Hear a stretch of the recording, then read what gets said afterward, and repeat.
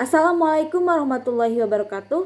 Salam sejahtera bagi kita semua. Selamat siang Dewan Juri yang saya hormati, serta rekan berpikir kritis dari tim pemerintah yang saya hormati.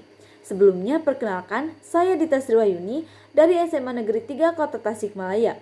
Saya di sini sebagai pembicara pertama dari tim oposisi yang akan menyampaikan sanggahan serta argumentasi dari perspektif kami, yaitu menolak dengan tegas mosi yang akan kita perdebatkan pada hari ini. Seperti yang kita ketahui, influencer adalah seseorang atau figur dalam masyarakat yang memiliki pengikut yang banyak serta dapat mempengaruhi masyarakat hanya dengan postingannya. Lalu, ada beberapa argumen yang akan saya sampaikan di sini untuk menyanggah pernyataan yang disampaikan dalam video tersebut. Yang pertama, masa saat ini bukanlah masa lalu. Pada masa ini, tidak bisa kita sanggah bahwa kemajuan teknologi dan kecepatan komunikasi merata di seluruh dunia, termasuk di negara Indonesia.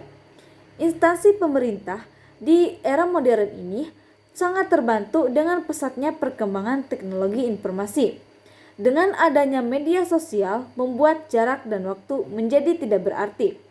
Transparansi dan kecepatan menjadi keharusan dalam memberikan layanan kepada masyarakat dengan tidak melupakan akuntabilitas kinerja. Influencer dan media sosial menjadi salah satu sarana instansi pemerintah untuk memberikan layanan yang cepat, mudah, dan sederhana.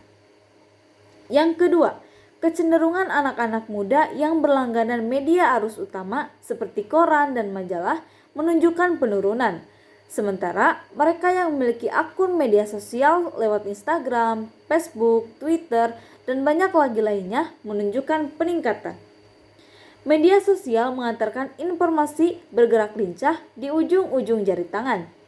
Berkat karakteristiknya yang cepat dan praktis, para influencer menyediakan cara berkomunikasi yang lebih interaktif, sesuatu yang berbeda dengan pendekatan lama ala pemerintah dalam menyikapi masalah publik. Kecepatan untuk mengakses wawasan dari media sosial membuat para influencer menjadi game changer. Sederhananya, media sosial menawarkan kesempatan untuk mendapatkan informasi dan mengumpulkan wawasan secara real time. Influencer dan media sosial memberikan jaminan menangani berbagai macam masalah publik dan berinteraksi dengan orang-orang secara real time. Media sosial yang ditopang dan diperkaya oleh sumber data lain memberikan peluang kuat bagi pembuat kebijakan publik dan penyedia layanan untuk mengembangkan sumber data real time yang akurat tentang masalah sosial, ekonomi, dan politik. Dilihat dari perannya sebagai juru bicara digital, kebijakan, dan program publik, para influencer dapat berperan sebagai perantara. Dalam penelitian akademik misalnya, peran tersebut sangat berfungsi dalam menyalurkan produk penelitian di perguruan tinggi kepada pemerintah. Salah satu manfaat besar media sosial adalah membuat spesialisasi topik sehingga mempercepat diseminasi temuan penelitian yang relevan dengan kebutuhan pembuat kebijakan.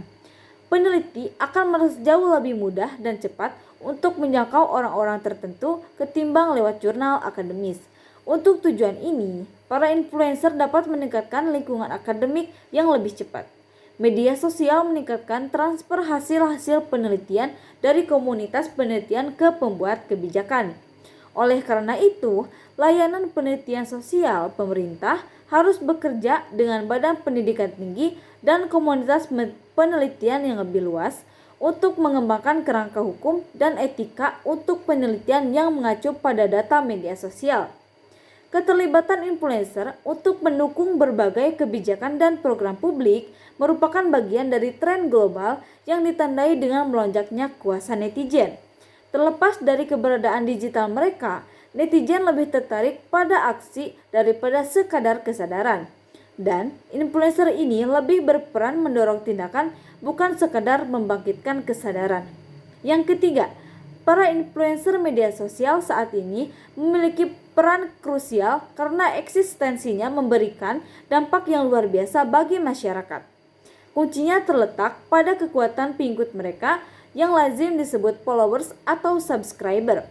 Suka atau tidak, influencer ini sepatutnya tak perlu dicurigai.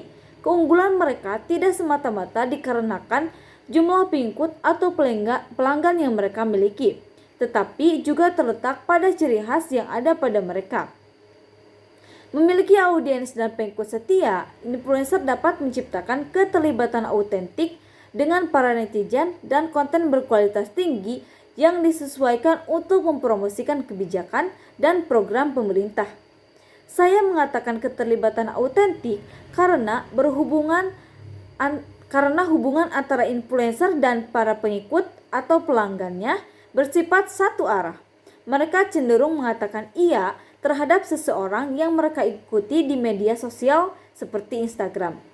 Relasi tersebut bukan menyangkut alasan logis untuk melakukan sesuatu, tetapi lebih kepada keterlibatan emosional yang terbuhul antar manusia. Dengan transformasi perlahan tapi pasti, banyak orang menjadi netizen yang ditandai dengan bertambahnya jumlah pengguna media sosial.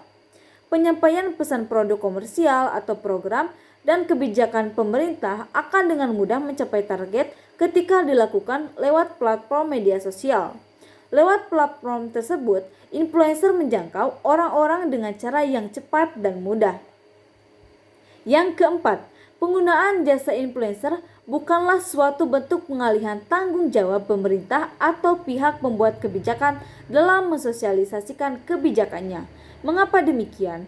Seperti yang sudah dijelaskan pada poin-poin sebelumnya, penggunaan media sosial dan influencer adalah bentuk pemanfaatan dari perkembangan teknologi pada zaman ini.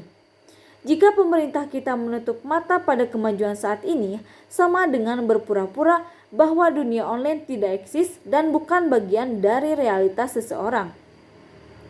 Bahkan Doni Garhal Adian mengatakan bahwa penggunaan influencer dapat memperluas jangkauan sosialisasi kebijakan terutama di kalangan milenial.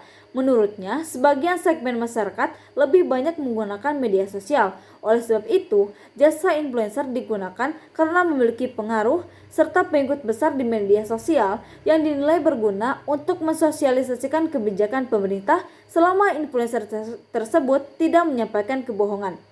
Sekian, terima kasih.